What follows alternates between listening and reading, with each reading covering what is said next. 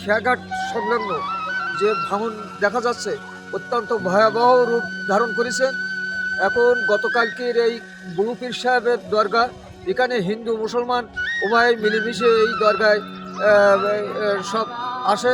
এই দরগা যে অবস্থা আর মানে হয় ৮-১০ হাত আছে, এগুলো দরগা সহ এবং রোড সহ বাজারের মধ্যে যে কোনো মুহূর্তে ঢুকে যেতে পারে এবং বাজার জলমগ্ন হতে পারে। এবং এই ভাঙন এক্ষুনি যদি আমরা পদক্ষেপ না নিই তো এই ঐতিহ্যবাহী এই বাজারে ব্যাপক ক্ষতি হয়ে যাবে। পার্শ্ববর্তী বড় মন্দির, এই মন্দিরেও আর কি পানি ঢুকতে পারে।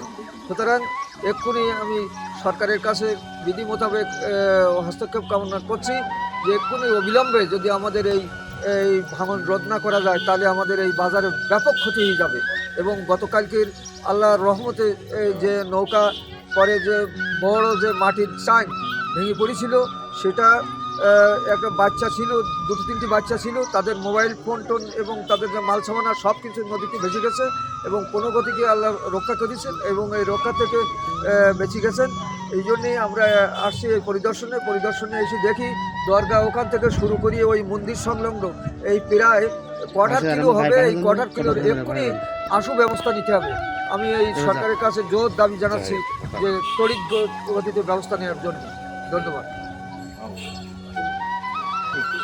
প্রথমে বুদাটা বাজারের ব্যবসায়ী ভাইদের পক্ষ থেকে আমাদের মাঝে উপস্থিত হয়েছেন আমাদের উপজেলা জামাতের সহকারী সেক্রেটারি, 2 নম্বর বুদাটা ইউনিয়ন পরিষদের আগামী দিনের চেয়ারম্যান পদপ্রার্থী অ্যাডভোকেট শহীদুল ইসলাম বাচ্চু ভাই। আমি তাকে আমাদের ব্যবসায়ী ভাইদের পক্ষ থেকে অভিনন্দন জানাই।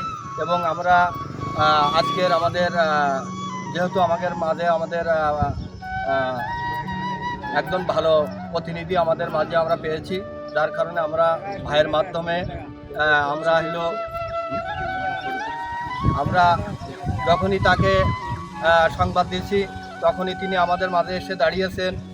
আমরা সকল আফাদে বিপদে এই মানুষটার আমরা সবসময় কাছে পাই।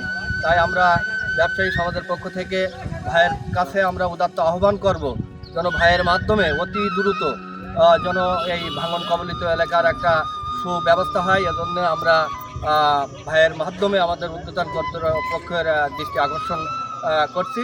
সকলকে ধন্যবাদ।